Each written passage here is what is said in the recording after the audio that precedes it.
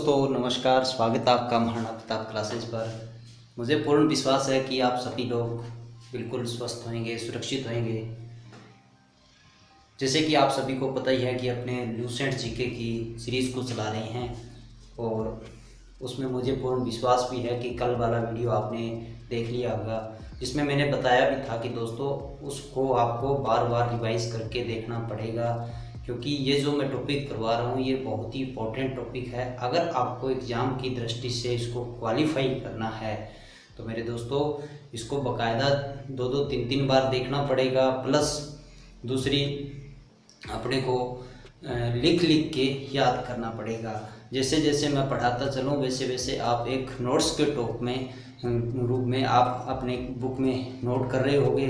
और तीसरा, नोट करने के बाद जो मैंने टॉपिक करवाए थे वो आपको MCQ सोल्व करके ही आपको पता चल पाएगा कि आपकी तैयारी कितनी का है। तो कल अपने जिस टॉपिक से शुरू किया था उसमें अपने वेद पढ़े थे, आज अपना टॉपिक रहेगा वेदांग। तो मैं आपको बता दूं कि दोस्तों कल का थोड़ा सा टॉपिक अपने रिवाइज करते चलेंगे, क्योंकि कल के विषय को साथ साथ अपने लेंगे तो अपनी ही तैयारी सुनिश्चित हो पाएगी।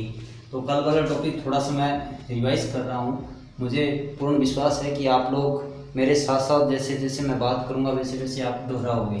कल अपने बात की थी वेद की, भारतीय इतिहास की। तो भारतीय इतिहास में अपने डिस्कस किया था वेद, और वेद को अपने 4 भागों में बांटा था, जिसमें से ऋग्वेद, यजुर्वेद, सामवेद और अथर्ववेद।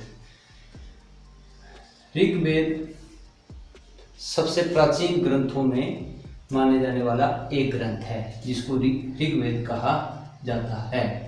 और ऋग्वेद को 10 मंडल, 1028 सूक्त और 10,462 ऋचाओं में इसमें देखने को मिलती है। ऋग्वेद के तीसरे मंडल में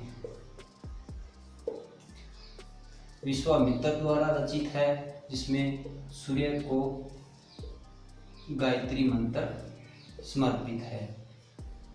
ऋग्वेद के तीसरे मंडल पर विश्वामित्र द्वारा रचित है और उसमें गायत्री मंत्र जो कि सूर्य देवता को समर्पित है।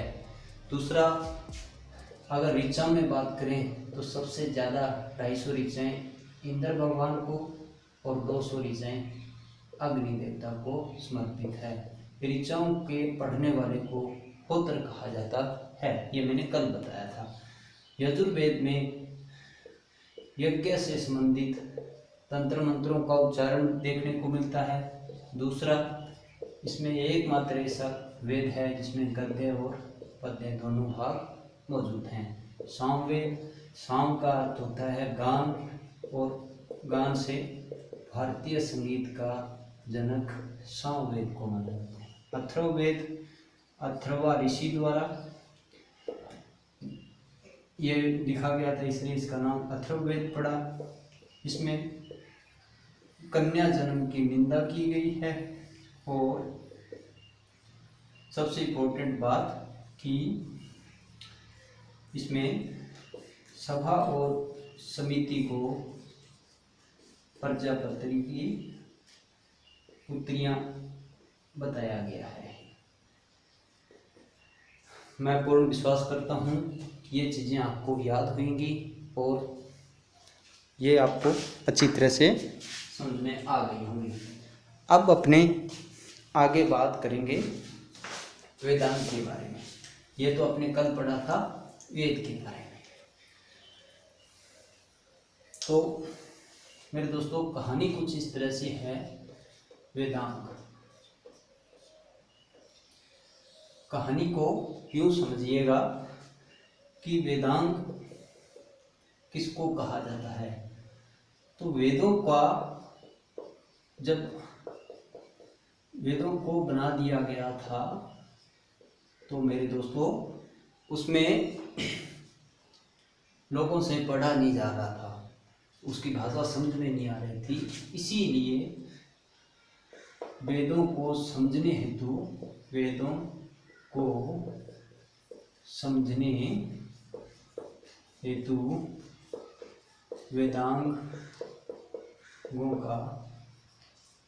वेदांगों का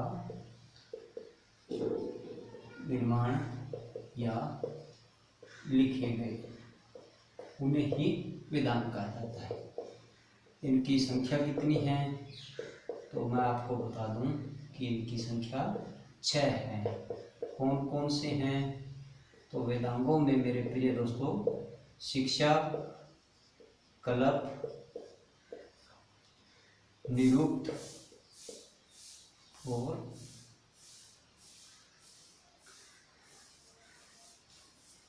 व्याकरण, छंद और ज्योतिष।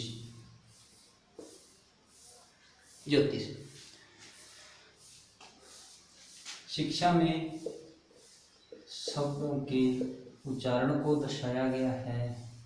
कल्प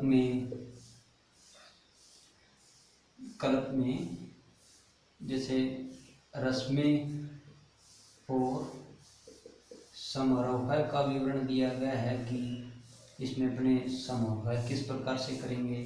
निरुक्त में शब्दों की उत्पत्ति किस प्रकार हुई सी, आर्य शब्द की उत्पत्ति किस प्रकार से हुई, गंगा शब्द की उत्पत्ति किस प्रकार से हुई, ये सभी चीज़ें निरुक्त में समझाएगी। व्याकरण है, समझाने की जरूरत ही नहीं है। और छंद और ज्योतिष हैं।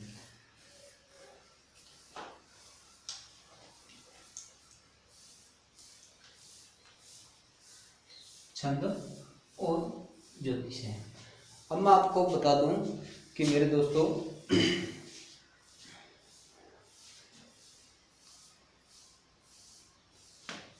प्रश्न एग्जामिनर किस प्रकार से पूछेगा, तो वेदांग क्या है।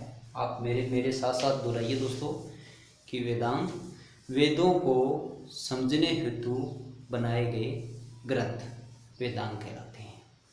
दूसरा प्रश्न वो करेगा कि वेदांगों की संख्या क्या है, तो वेदांगों की संख्या 6 है मेरे दोस्तों, वेदांगों की संख्या 6 है। तीसरा प्रश्न अगर वो करेगा तो वो कहेगा कि वेदांगों के नाम क्या क्या हैं, तो मेरे दोस्तों वेदांगों के नाम सबसे पहले शिक्षा, कल्प, निरुक्त, व्याकरण, छंद और ज्योतिष। साथ ही साथ चीज़ें दोहराते रहे दोस्तों, तभी आपको चीज़ें ये याद रहेंगी। ये था अपना वेदांग। उसके बाद मेरे दोस्तों वेदांग के बाद बात आ जाती है पुराण की।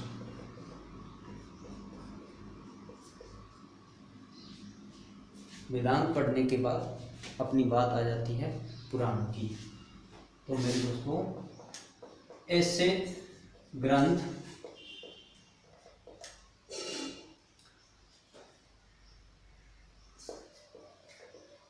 जिनका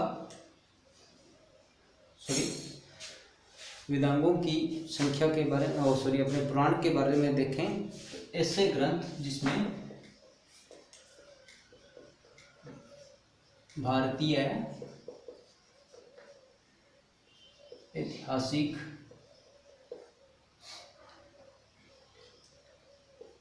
ग्रंथों का विवरण क्रमबद्ध तरीके से दिया हो, उन्हें पुराण कहा जाता है मेरे दोस्तों, पुराण कहा जाता है। एग्जाम्पल देके मैं अगर आपको बताऊं तो जिस तरह से अपने 12 अवतार की कहानी, कृष्ण जी की कहानियाँ, गणेश जी की कहानियाँ देखते हैं, तो उनमें एक क्रमबद्धता होती है, तो वही सभी कहानियाँ आपको पुराणों के अंतर्गत देखने को मिलेगी।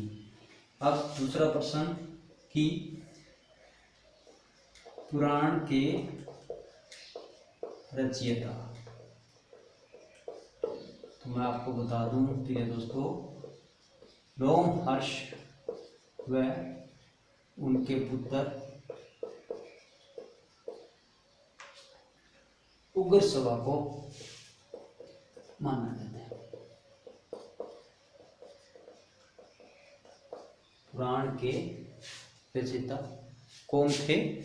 तो उनके पुत्र उग्रश्रवा को माना जाता है।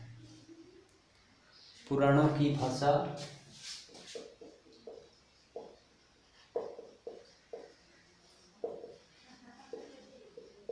मेरे दोस्तों संस्कृत में है। पुराण किन भाषाओं में लिखे गए हैं? तो मेरे दोस्तों संस्कृत में लिखे गए हैं। जिस प्रकार से आपको महाभारत रामायण आपने पढ़ा होगा, तो इसमें आपने श्लोक पढ़े होंगे। श्लोकों में भाषा जो भी यूज की गई है वो संस्कृत ही की गई है।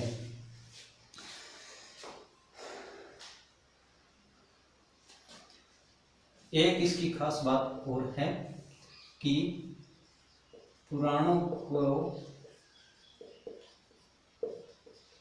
पढ़ने वाले को मेरे दोस्तों पुजारी कहा जाता है। अब याद करने का तरीका यही है कि पुराण और पुजारी दोनों शब्द एक जैसे हैं। ये मैं आपको आसानी के लिए बता रहा हूँ, इसमें आपके कंफ्यूज नहीं होएगा कि पुराण में पहले पैर आता है और इसमें भी पुजारी में भी पैर आता है। और एक और आश्चर्यजनक बात है, हो सकता है वो अपने नियमों में वहाँ समय सही थे, कि कहा गया है कि स्त्री व शूद्र इन ग्रंथों का पाठन यानी कि पढ़ नहीं सकते थे, मना किया गया था। हालांकि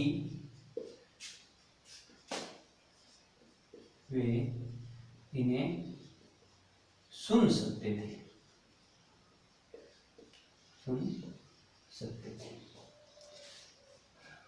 इन्हें सुन सकते थे। अगर मैं इंग्लिश में आपको बता के कहूँ तो women and Shudra were allowed not to read them, they could not hear them. Repeat, मैं आपको रिपीट कर रहा हूँ कि पुराण किसको कहा जाता है? तो भारतीय इतिहास की ऐतिहासिक कथाओं का क्रमबद्ध तरीके से उसको पुराण कहा जाता है। पुराण के रचयिता लोमहर्ष व उसके पुत्र उग्रश्रवा थे। पुराण के रचयिता कौन थे? पुराण के रचयिता उग्रश्रवा थे।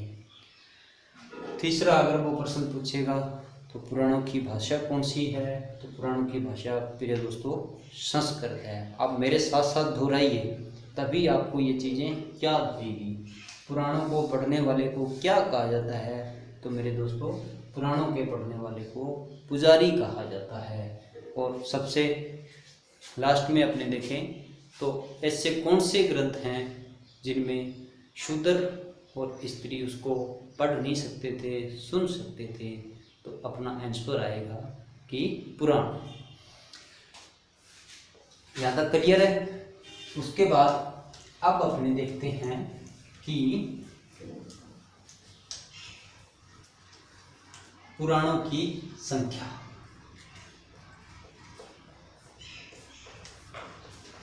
पुराणों की संख्या मेरे दोस्तों 18 हैं और अपने को 18 के 18 याद करने की ज़रूरत नहीं है।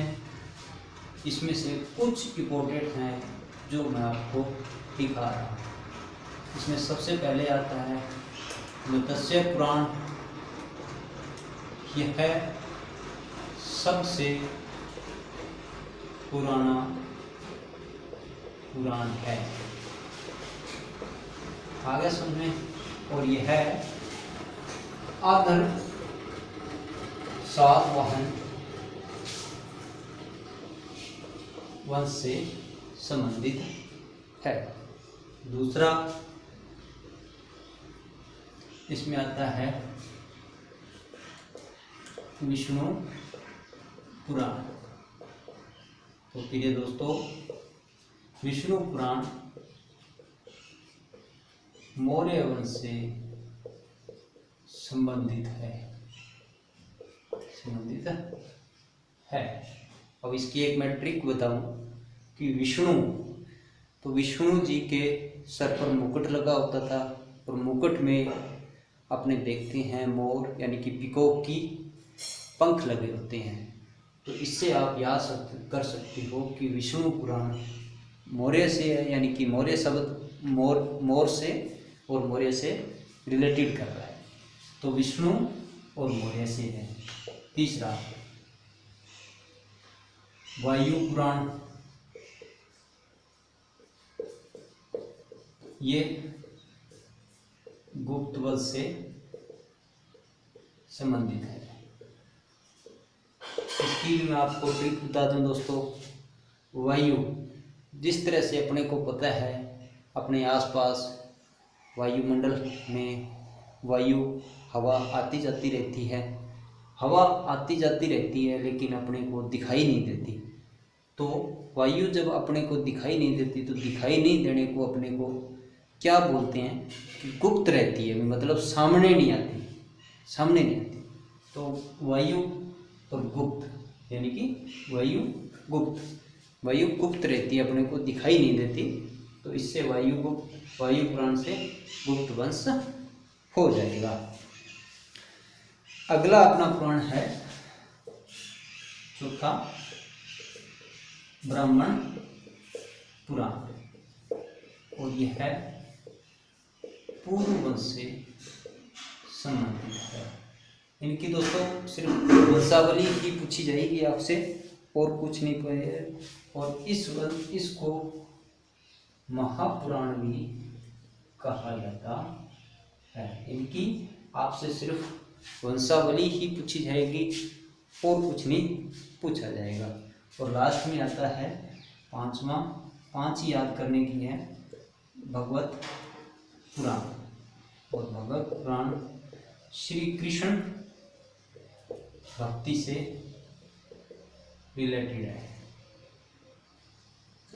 आई होप ये जानकारी आपको अच्छी लगी होगी, आपको जानकर ये समझ में आया होगा कि पुराणों की संख्या कितनी है। तो अपने रिपीट करते हैं, मेरे साथ साथ दोहराइएगा दोस्तों, ताकि आपको भी याद हो जाए और आपको इस चीज़ का फायदा मिल सके।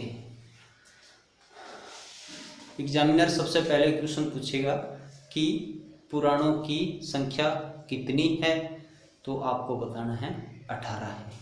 दूसरा, सबसे पुराना पुराण कौन सा है, तो आपको बताना है कि मत्स्य पुराण सबसे पुराना है और मत्स्य पुराण आंध्र सातवाहन वंश से संबंधित है।